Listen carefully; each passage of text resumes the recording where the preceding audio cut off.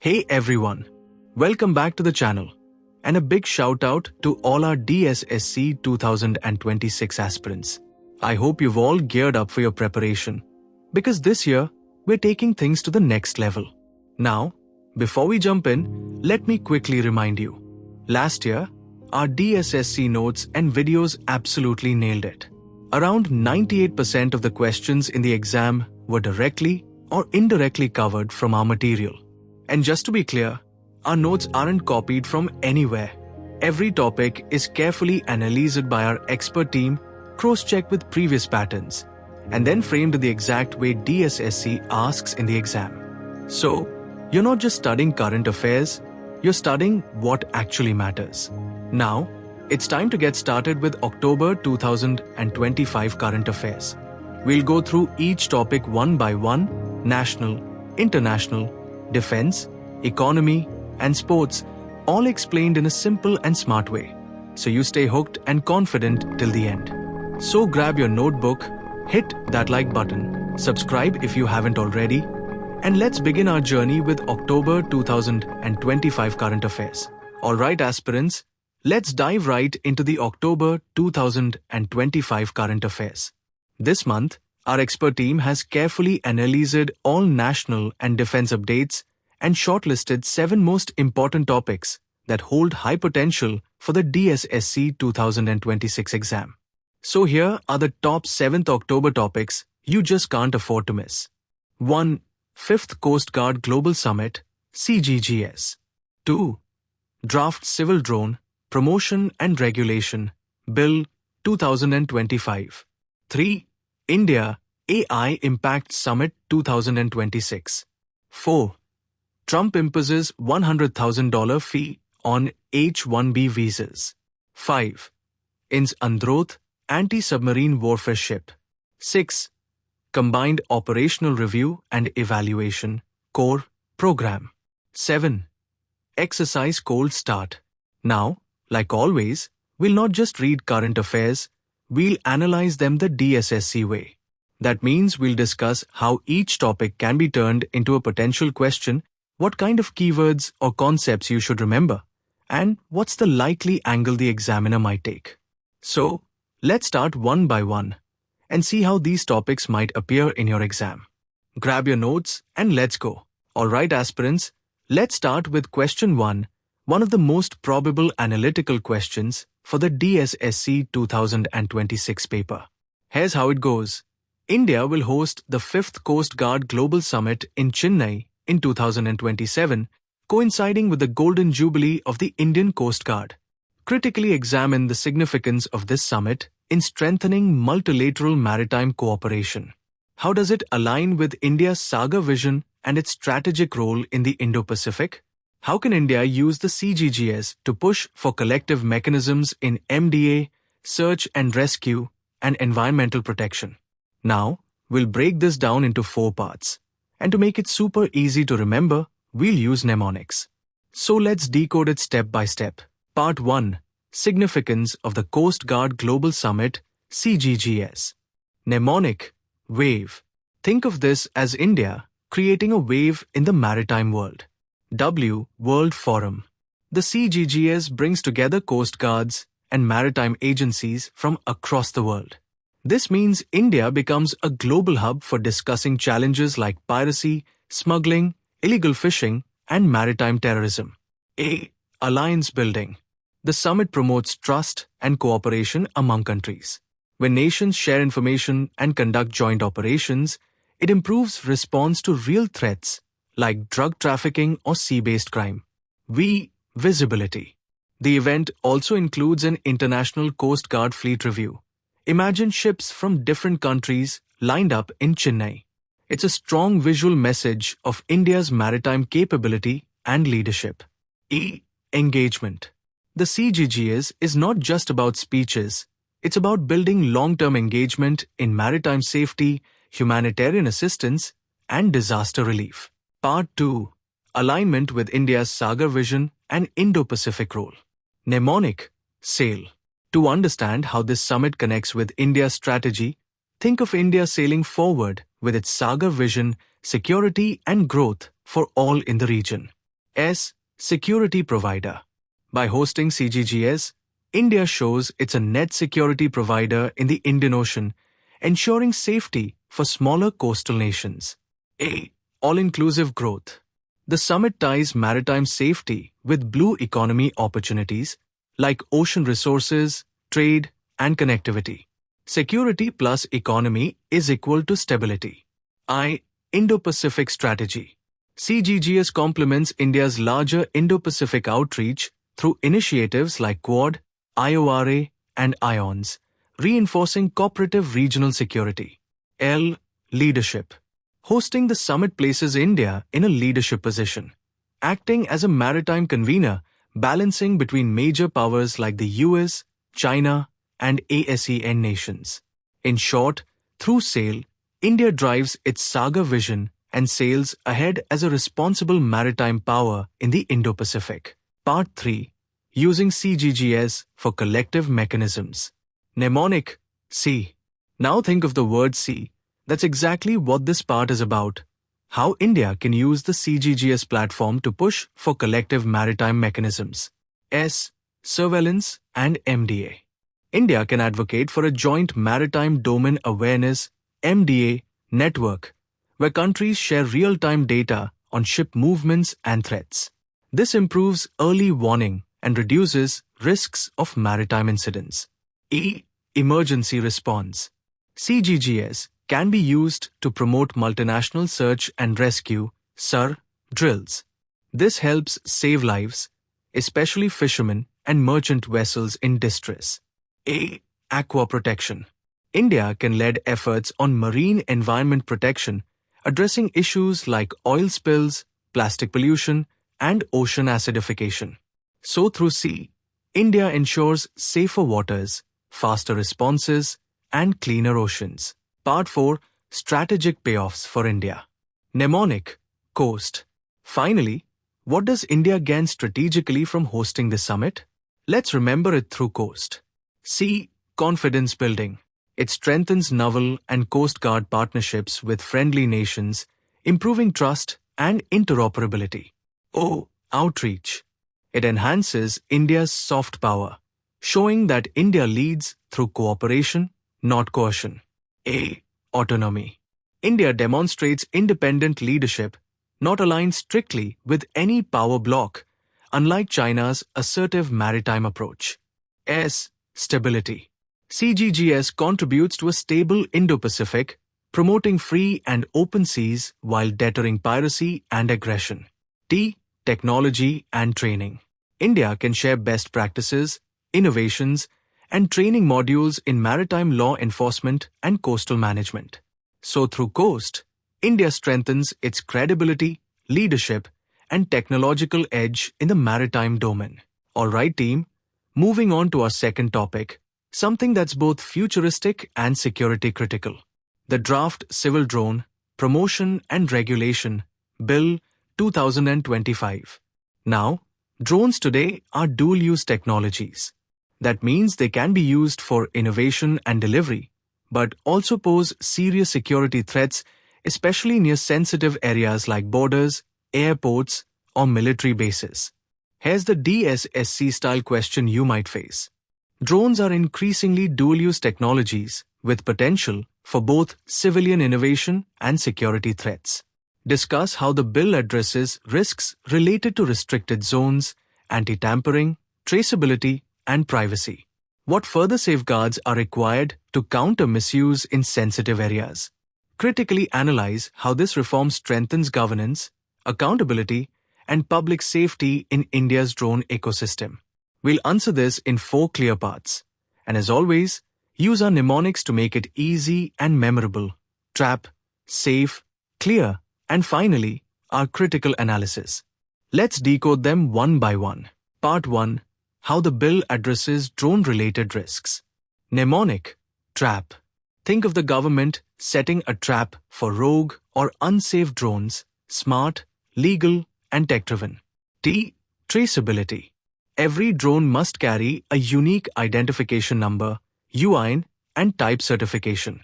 This means every drone can be tracked, who owns it, what model it is, and where it's flying. This ensures accountability and prevents anonymity in the skies.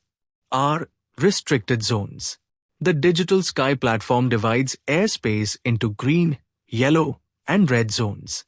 If a drone enters a red zone near an airport or border area, it's a cognizable offense. So, it's like airspace traffic lights, cross red, and you face strict action. A. Anti-tampering. Drones must have built-in anti-tampering and airworthiness features. That stops people from modifying drones for illegal activities like weaponization or spying. P. Privacy and protection. The bill enforces remote pilot certification, registration, and insurance, ensuring public safety, liability coverage, and privacy safeguards. So, remember, TRAP ensures that drones don't trap India in chaos. Part 2. Remaining gaps and further safeguards needed. Mnemonic, safe. Even with this reform, India needs to stay safe from emerging threats, especially near sensitive zones. S. Sensitive installations. We need stronger geofencing near borders, airports, nuclear plants, and critical infrastructure. A. Advanced countermeasures. Develop drone jamming, interception systems, and AI-based surveillance to counter hostile UAVs, especially swarm drones. F. Forensics and data security. Build capacity for real-time drone forensics, black box data recording, and secure cloud storage to investigate misuse. E. Enforcement capacity. Local police and state agencies must be trained and equipped to monitor and act, not just central authorities. So safe is equal to the next layer of protection to make the sky truly secure. Part 3. Governance, accountability, and public safety gains. Mnemonic, clear. The bill brings clear improvements in drone governance. C. Compliance. Mandatory registration, insurance, and certification ensure a rule-based ecosystem. L. Legal clarity. It replaces the 2021 rules, giving clear penalties, definitions, and procedures, no ambiguity. E. Enforcement tools. The DGCA and police can now confiscate drones or digital logs to act quickly against offenders. A. Accountability. Victims of drone accidents can seek compensation via the Motor Accident Claims Tribunal, a fair and fast system. R. Responsible innovation. The bill promotes startups, agriculture, logistics, and mapping uses while maintaining strict safety norms. So, the drone sector becomes clear, compliant, legal, enforced, accountable, and responsible. Part 4. Critical analysis. Now, aspirants, every DSSC answer must end with critical insight. This bill is a progressive reform. It strengthens governance, enhances accountability, and builds public trust in the use of drones. But the challenge is, technology evolves faster than regulation. With the rise of AI-guided, autonomous, and swarm drones, enforcement might lag behind. So, India must pair this legislation with 1. Continuous innovation in counter-drone technology. 2. Regular capacity building. And 3. International cooperation for airspace security. In short, the bill sets the rules. But India must keep upgrading the tools. Alright, aspirants, now we step into one of the most futuristic and strategic topics.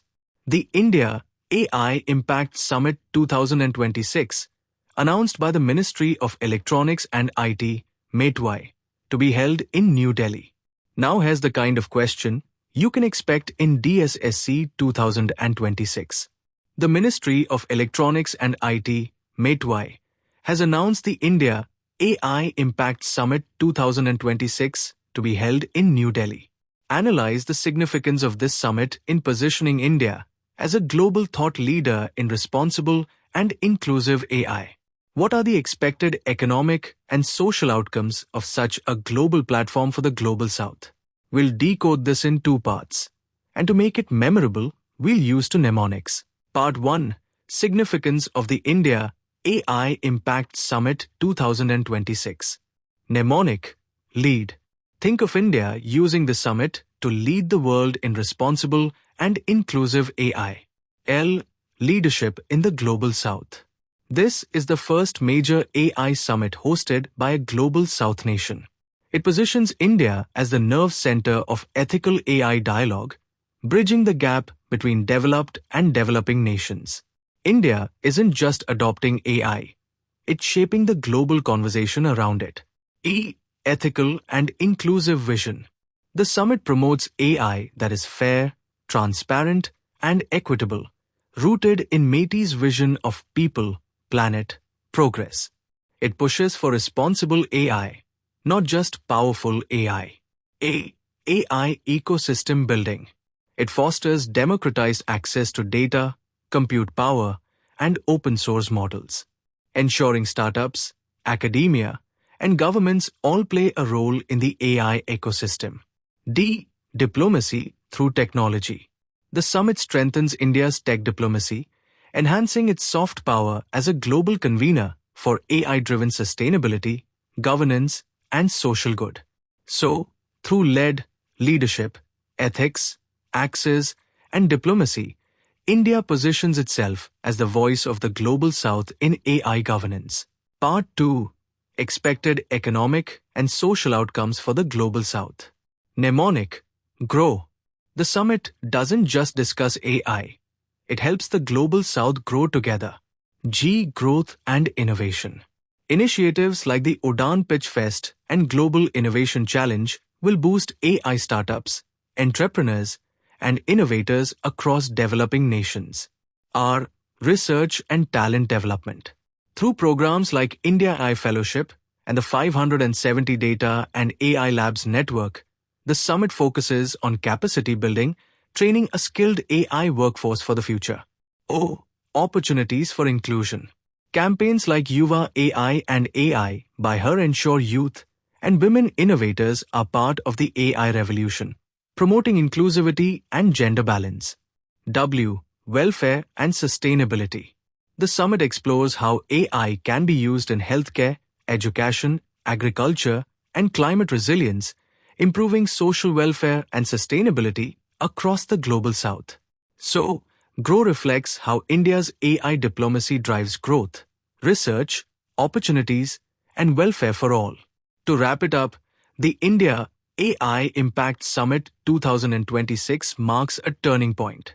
It's not just a tech event, it's India's statement to the world that innovation can be inclusive and technology can be ethical.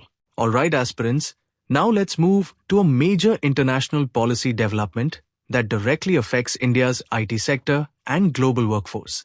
The new $100,000 H-1B visa fee announced under the US administration. Let's look at the question first. The H-1B visa program has long served as a gateway for skilled Indian professionals to work in the United States. Examine how the new visa fee regime could affect Indian IT firms and professionals. What strategies can Indian companies adopt to mitigate these challenges and sustain global competitiveness? We'll tackle this using a simple and sharp mnemonic, cost, to understand how this new policy hits India's IT sector, and then discuss key adaptation strategies. Part 1. Impact of the new H-1B visa fee regime. Mnemonic, cost. Think of the word cost, because that's exactly what's rising for Indian IT firms. C. Compliance cost surge.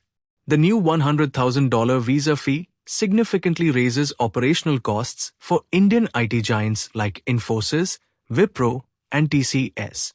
These companies rely heavily on skilled professionals working on-site in the US, so higher costs will reduce their ability to sponsor new visas. In short, higher compliance, lower margins. O. Opportunities decline. Remember, Indians make up nearly 71% of all H-1B holders. The new fee will limit mid-level hiring, especially for project management and coding roles, shrinking global exposure for Indian professionals. S. Shift in business models. To absorb these rising costs, firms may pivot toward outsourcing back to India or nearshoring operations to Canada or Mexico. Regions that are cheaper, yet geographically close to US clients. T. Tech transformation. This move could actually accelerate automation, AI integration, and upskilling within Indian firms. Instead of sending people abroad, companies might invest in AI tools, virtual delivery models, and remote collaboration tech. So, remember, the new visa fee raises cost, compliance, opportunity loss, strategic shifts, and tech transformation. Part 2. Strategies to mitigate challenges and sustain competitiveness. Now let's look at how Indian companies can turn this challenge into an opportunity the DSSC way, by focusing on adaptability and innovation. 1. Strengthen offshore delivery models. Indian IT firms can move more high-end work to India's delivery centers, using hybrid work models and cloud infrastructure to maintain service quality without physical presence in the US. 2. Expand in alternate markets. Diversify beyond the US, focus on Europe, Southeast Asia, and the Middle East, where tech demand is rising and visa costs are lower. 3. Invest in automation and skill development. Develop AI-driven platforms to reduce dependency on manpower abroad, while upskilling employees in data science, cybersecurity, and cloud solutions. 4. Engage in policy diplomacy. Through industry bodies like NASSCOM, Indian IT firms can lobby for bilateral cooperation and reciprocal talent mobility with the US and other partners. 5. Create local partnerships. Form joint ventures with American firms. That way, hiring locals mitigates the need for H-1B sponsorships while still keeping Indian expertise in the loop. Alright team, now we shift gears into the defense domain. And this one's big for DSSC 2026. India has recently inducted INS Androth, an indigenously built anti-submarine warfare shallow watercraft, or ASW-SWC. It's part of the Indian Navy's mission to strengthen coastal defense and build self-reliance under Atmanirbhar Bharat. Here's the kind of question you could get. The Indian Navy has inducted INS Androth, an indigenously built anti-submarine warfare shallow watercraft, ASW-SWC. Analyze how the induction of this vessel enhances India's maritime security and coastal defense architecture. What does this reflect about India's progress towards self-reliance in naval shipbuilding under Atmanirbhar Bharat? We'll answer this in two parts. First, how INS Androth enhances maritime security using the mnemonic shield. And second, what it reflects about India's naval self-reliance using the mnemonic India. Let's break it down. Part 1.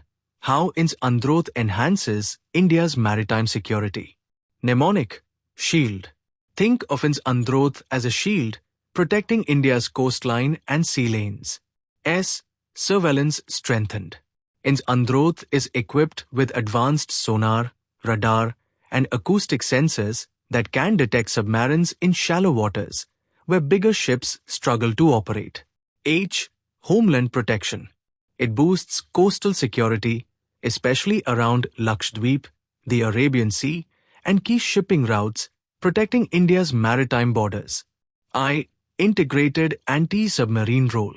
It enhances India's anti-submarine warfare (ASW) capability, countering stealthy underwater threats from adversaries' submarines. E. Enhanced readiness. With fast response and precision systems, it improves operational readiness for coastal and nearshore defense missions. L. Littoral maneuverability. Its shallow draft and compact design allow operations in littoral regions, perfect for island protection, escort duties, and close-in patrol. D. Deterrence boost.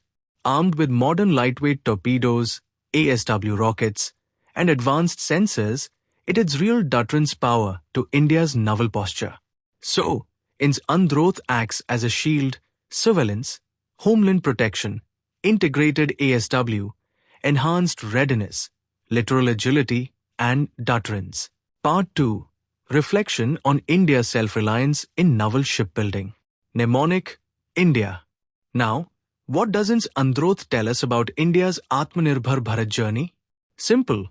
It proves that India's naval industry is truly sailing toward India.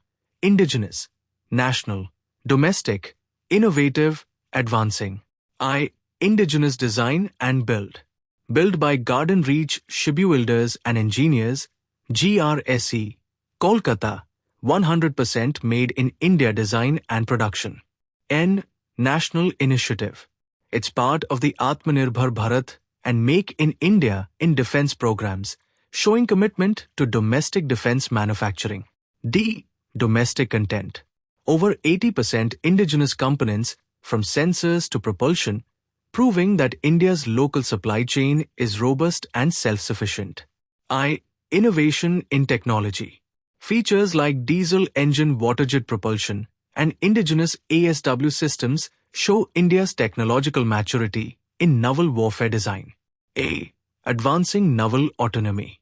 It represents India's move toward naval independence, relying less on imports and more on indigenous design, innovation, and production.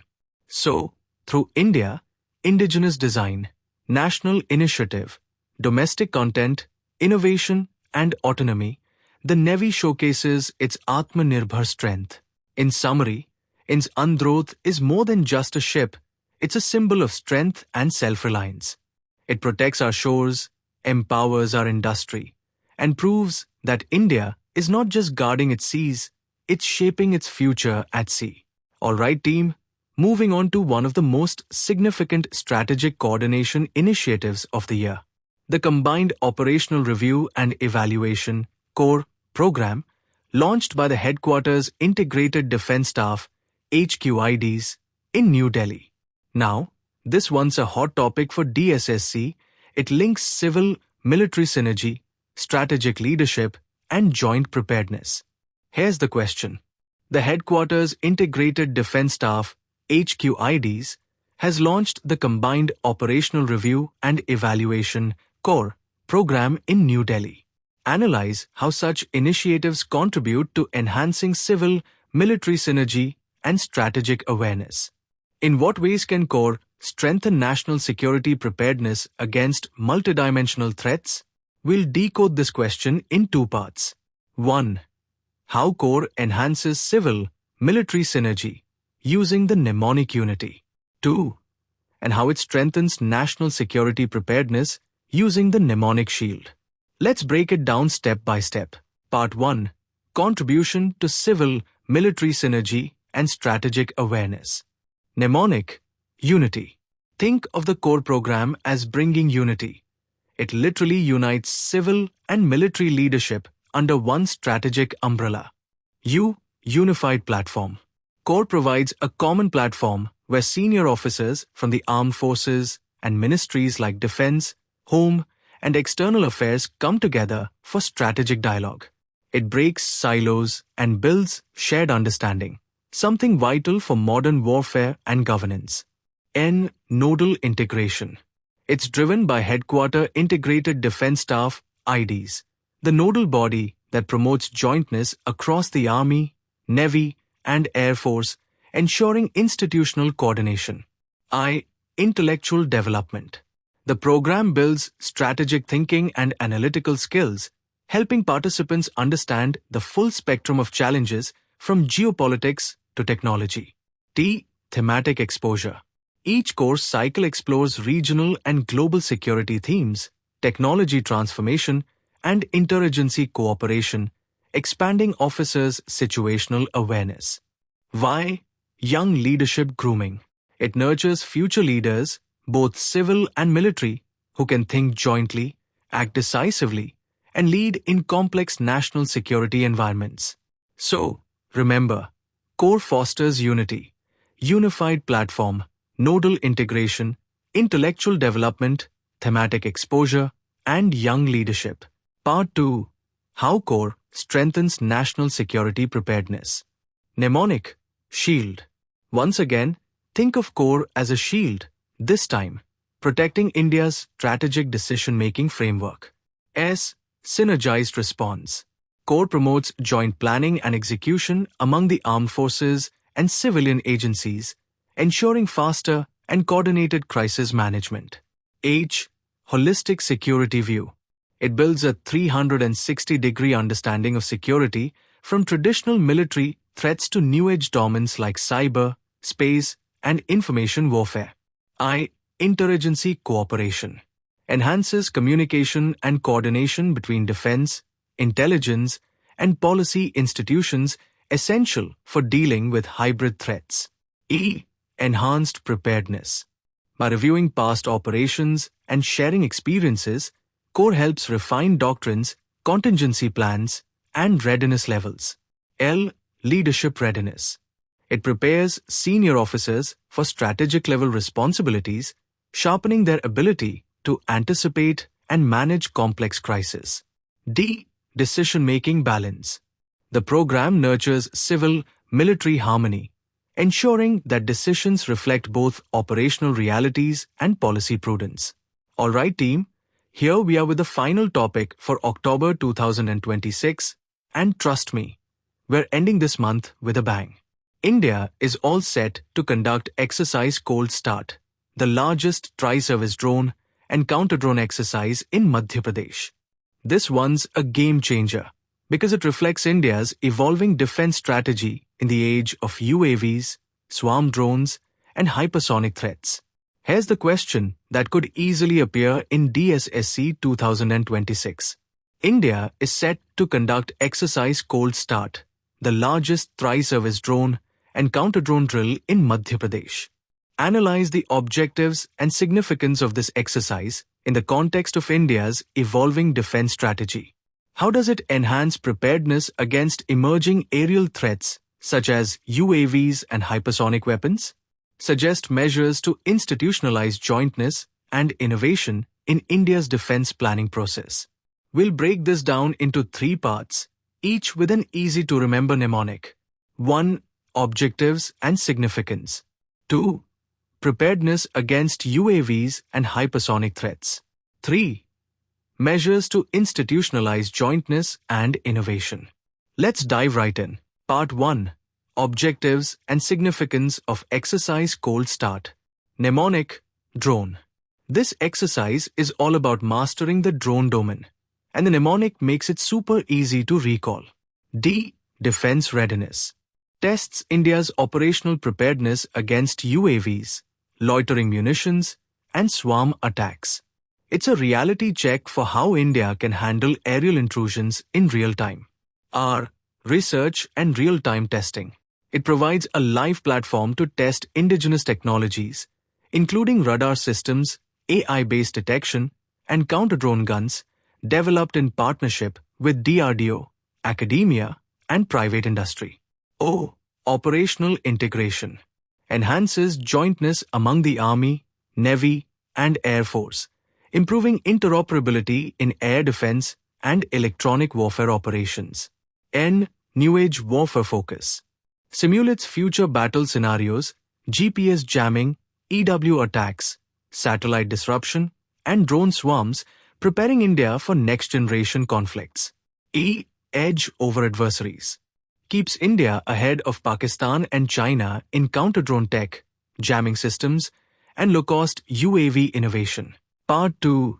Enhancement of preparedness against UAVs and hypersonic threats. Mnemonic: shield. Once again, think of shield, because this exercise builds exactly that for India's skies. S. Simulation-based training. Live drills simulate real-time drone and hypersonic missile attacks, training forces to respond instantly. H. Holistic air defense. Integrates electronic warfare, radar, GPS jamming, and satellite surveillance into a multi-layered defense network. I. Indigenous innovation. Promotes homegrown counter-drone systems, showcasing India's push towards self-reliance under Atmanirbhar Bharat. E. Early detection systems. Tests new-age radars and sensors for early warning, interception, and neutralization of aerial threats. L. Lessons for future doctrine. The exercise provides data and tactical lessons to update India's air defense doctrines for drone and hypersonic warfare. D. Defense modernization. Reflects India's shift from manpower-heavy defense to tech-driven modern warfare with a focus on agility and automation. Part 3. Measures to institutionalize jointness and innovation. Mnemonic. Force. To sustain long-term gains from exercises like cold start, India must apply force, a structured approach to jointness and innovation. F. Formalize tri-service commands. Strengthen integrated theatre commands under headquarter IDs for unified operational planning and execution. O. Optimize industry collaboration. Depend ties with startups, R&D labs, and academia to accelerate innovation and tech adoption. R. Research integration. Build joint R&D frameworks linking DRDO, private sector, and armed forces for faster prototype-to-field transitions. C. Continuous evaluation. Conduct regular tri-service drills like cold start to assess technological gaps and operational readiness. E. Encourage experimentation. Set up innovation hubs and AI test ranges to experiment with autonomous systems, robotics, and drone swarms. And that wraps up our October 2025 Current Affairs series, Team. We've covered every crucial topic, from global summits and policy, reforms to defense innovations and strategic exercises, all simplified and structured the DSSC way. A huge thank you to all our viewers and dedicated aspirants who have been following along. Your consistency and focus are what make this community so special. If you found these sessions helpful, don't forget to like, share, and subscribe, because next month we'll be back with November 2025 updates packed with more mnemonics, analysis, and smart exam cues. Also, book your copy of the October 2025 Current Affairs PDF right now. It's got all the notes, mnemonics, and DSSC focus questions in one handy format, perfect for revision and quick recall. So stay tuned, stay motivated, and remember, smart prep, sharp focus, and steady progress will take you all the way to DSSC success. Until next time, Jai Hind and see you in the next session.